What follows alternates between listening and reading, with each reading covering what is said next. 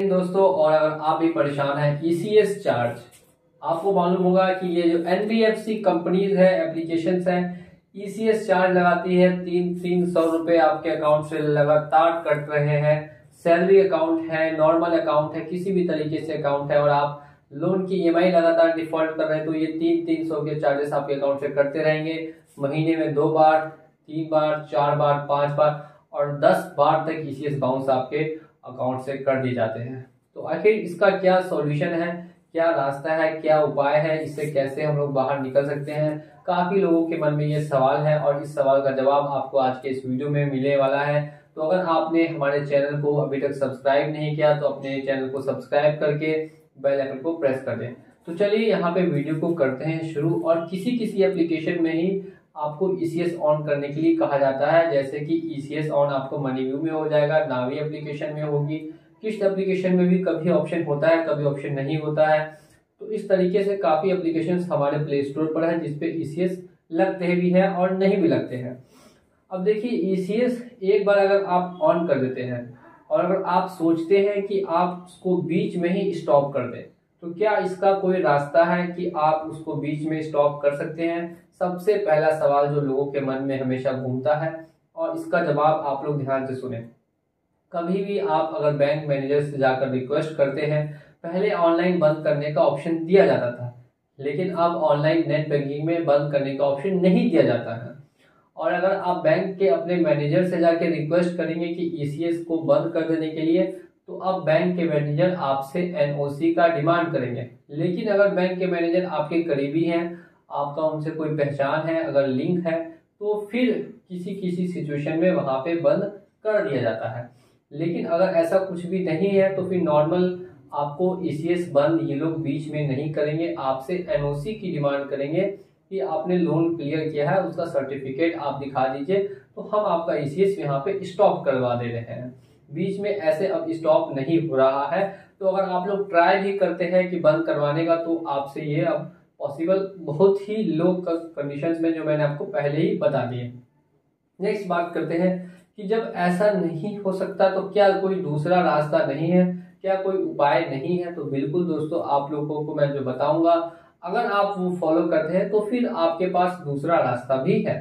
मैं पहले बात करूंगा नॉर्मल अकाउंट की। नॉर्मल अकाउंट जो सेविंग अकाउंट है उनके बारे में। तो देखिए, अगर आपका एक normal saving account HDFC bank में है और आपके उसमें 5,000 रुपये अभी डिपॉजिट रखे हुए हैं, जिसमें से 300 रुपये करके लगातार कट रहे हैं, तो आपको करना क्या है कि आपको अपना बैंक अकाउंट खाली कर देना है। अगर 4,000 रुपये बचे हैं तो पूरे के पूरे 4,000 रुपये निकाल लीजिए। अब क्या इससे ईसीएस बाउंस नहीं होगा? ईसीएस दोस्तों बिल्कुल बाउंस होगा। ईसीएस बाउंस होगा। अब आपका जो पैसा है वो माइनस में जाना स्टार्ट हो जाएगा।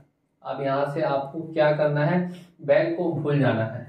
अब 2 साल तक अगर आप बैंक में किसी तरीके से ट्रांजेक्शन नहीं करेंगे, 3 साल 4 साल नहीं करेंगे, तो बैंक आपका ऑटोमेटिकली क्लोज आपका अकाउंट कर देगा या फ्रीज कर देगा आपके अकाउंट को। तो यहाँ पे आपका जो भी पैसा नुकसान हो रहा था वो अब पैसा नुकसान नहीं होगा। नहीं तो फिर क्या होगा, अगर माइनस में गया पैसा, फिर पैसा डालेंगे फिर कट जाएगा। या तो ईएमआई जमा कर दीजिए या फिर बैंक से पैसा ही पूरा खाली कर दीजिए। यही ऑप्शन आपके पास अवेलेबल है। अब अगर हम लोग दूसरी बात करते हैं तो दूसरे लोग आते हैं सैलरीड अकाउंट, जिनके लिए यहाँ पे थोड़ी सी टफ सिचुएशन क्रिएट हो जाती है। सैलरीड अकाउंट के पास ज्यादा ऑप्शंस यहाँ पे नहीं है, क्योंकि उनका अकाउंट सैलरीड अकाउंट है। तो वो अगर अपने अकाउंट में पैसा मेंटेन नहीं रखेंगे तो फिर उनके अकाउंट से लगातार पैसा इस चीज के तहत कटते रहेंगे और उनके चार्जेस उनको पे करना एकदम ही जरूरी हो जाएगा। और वो अपना बैंक अकाउंट खाली भी नहीं कर सकते। अगर खाली कर भी देते हैं तो उनकी सैलरी फिर से उसमें क्रेडिट होगी, तो उससे पैसा काट लिया जाएगा। तो ऐसा सैलरीड अकाउंट वाले अब नहीं कर सकते। सैलरी अकाउंट वाले के पास सिर्फ और सिर्फ एक ही ऑप्शन है, वो ये है कि वो अपना सैलरी अकाउंट किसी तरीके से चेंज करवा ले। जी हाँ, अगर सरकारी नौकरी है या प्राइवेट नौकरी है ये मैटर नहीं करती, लेकिन अगर आप किसी तरीके से अपना सैलरी अकाउंट चेंज करवा सकते हैं तो फिर यहाँ पे आपका ईसीएस चार्जेस अगर लगता भी है तो फिर ज़्यादा प्रॉब्लम आपको नहीं होगी। लेकिन अगर आपका सैलरी अकाउंट है तो फिर आपको यहाँ पे प्रॉब्लम फेस करनी पड़ेगी और आपको लोन देना ही पड़ेगा अगर आप सैलरी अकाउंट चेंज नहीं करवा सकते तब। तो इस बात का आपको ध्यान बिल्कुल ही रखना है।